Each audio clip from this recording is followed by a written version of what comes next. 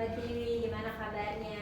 Waalaikumsalam Ibu, alhamdulillah baik. Kita ketemu lagi ya di Alhamdulillah. pendampingan keempat, nggak Ya. terasa, udah kayak 4 aja, Betul. terasa. Rasa banget. Tapi masih semangat ya? Semangat, insya Allah. Oke, jadi tujuan pendampingan kali ini itu nanti ada observasi di kelas terkait dengan pembelajaran yang selama ini Mbak Tiwi sudah pelajari di GP ya, GP khususnya baik daring gitu ya maupun murid di LMS ataupun kita sekarang ketemu ya kan. Nah, cuman nih tujuan sekarang nih apa nih tujuannya dari Bu Tiwi terkait dengan observasi kali ini, apa sih kompetensi yang ingin dikembangkan dari Bu Tiwi? Ya, silakan. Tujuannya kali ini adalah Bu, satu, saya ini ingin mengembangkan pembelajaran di kelas ya, yang pastinya berbeda dari sebelum saya menjadi calon guru penggerak. Penguasaan kelas, kemudian yang sekarang itu pembelajaran diferensiasi, itu masih saya galakan terus di kelas, mencoba bagaimana diferensiasi pembelajaran di kelas itu terlihat dan terlaksana dengan baik, kemudian juga budaya positif dan penerapan PSE di dalam KBM. Jadi tujuan observasi kali ini Mbak Tiwi ingin mengembangkan terkait dengan kompetensi pembelajaran berdiferensiasi di kelas gitu kan, terkait dengan penguasaan kelasnya bagaimana sih gitu kan. Oke, baik. Kalau boleh tahu nih kira-kira nih sekarang dengan kompetensi yang Bu Tiwi miliki melalui pembelajaran di kelas ini, itu level posisi kemampuan yang Bu Tiwi itu ada di range berapa nih antara 1 sampai 10 nih? Paling masih di 7 ya Bu. Oke, 7 ya, masih perlu ya belajar lagi untuk meningkatkan kompetensi saya. Ya alhamdulillah kan artinya kita sudah merasa gitu ya, kita sudah bisa menentukan posisi kita sekarang ada di mana sehingga kita bisa terus maju melangkah kan untuk lebih baik lagi. Nah, rencananya apa nih untuk mendukung support supaya tadi apa keinginan meningkatkan kompetensi Bu Tiwi dari yang 7 nih mau dinaikkan tentunya kan terkait dengan penguasaan kelas, pembelajaran diferensiasi, ini rencananya apa aja nih yang sudah dilakukan? Yang sudah ya pastinya yang pertama itu support dari Ibu Kepala Sekolah, kemudian rekan sejawat ya Bu ya. Nah, untuk yang mendukung itu saya mencoba meningkatkan saya melalui pelatihan-pelatihan Bu, mau online ataupun offline gitu, untuk meningkatkan kemampuan pedagogik saya. Kemudian juga dari fasilitas sekolah juga pastinya ya Bu ya, untuk mendukung kegiatan belajar di kelas gitu sih Bu. Jadi yang sudah dilakukan oleh Bu Tiwi untuk meningkatkan kompetensi itu antara lain pelatihan, ikuti pelatihan apa tuh? Yang dari diikuti itu misalnya seperti yang sekarang itu masih banyak kan Ibu yang marah tuh diferensiasi pembelajaran. Itu tuh saya masih apa ya samar. Sebenarnya tuh diferensiasi itu seperti apa sih gitu.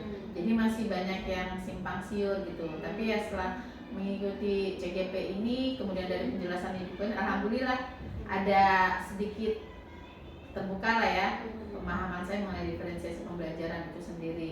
Mungkin sebenarnya sih sudah saya jalankan, cuman hanya saja nggak tahu posisi diferensiasi itu bagaimana dan di mana gitu.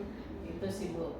Kalau yang Bu Tiwi tahu terkait dengan diferensiasi pembelajaran itu yang seperti apa? Dulu itu sebelum jadi GP itu Bu, ini kelompok A misalnya gaya auditori, yang B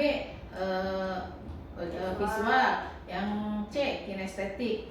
Saya membayangkan tuh Bu, ruwet banget Bu. Nah, kalau dalam sekelas saya harus mengajarkan kelompok A ini, kelompok B ini, kelompok C ini. Itu pokoknya bayang saya udah rumit dan pokoknya aduh ini bagaimana sih sebenarnya gitu kan. Tapi ketika pas mengikuti kegiatan CGP terus dapat penjelasan dari Bu Korin, ternyata nggak seperti itu. Jadi sebenarnya kita harus mencakup semuanya gitu ya. Ini kita buat memang metode atau strategi metode belajar kayak auditori, visual, kinestetik gitu. Kita lakukan itu semua dan semua anak-anak itu harus bisa apa ya menikmati ya Bu, yang mendapatkan itu gitu kan. Kadang kan belum tentu bisa aja anak yang tadinya auditori nggak menutup kemungkinan dia bisa mengikuti gaya yang kinestetik seperti itu. Jadi itu sih yang saya pahami Bu. Jadi kita dengan strategi melakukan itu semua dan anak-anak itu mendapatkan fasilitas itu dan biarlah mereka nanti yang memilih membandingkan oh ternyata saya cocoknya nih di gaya belajar auditori, ternyata saya cocoknya belajar di audiovisual atau kinestetik seperti itu Bu.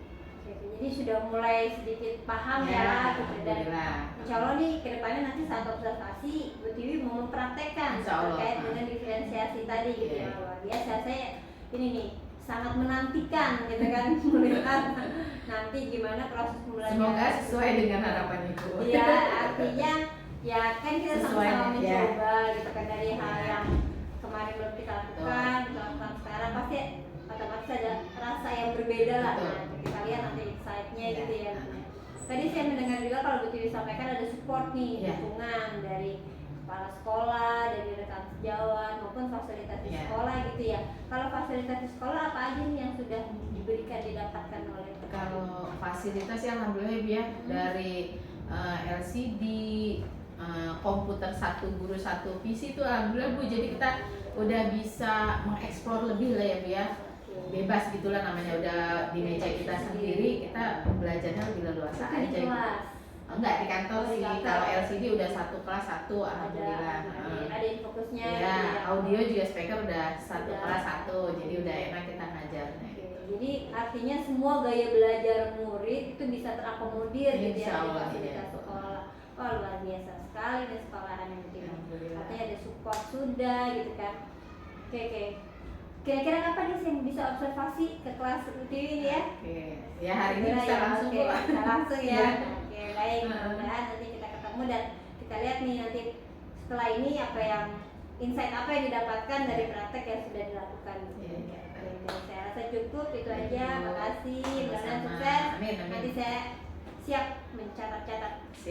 Siap dikoreksi, siap mendapatkan masukan untuk perbaikan. Assalamualaikum. Waalaikumsalam warahmatullahi wabarakatuh.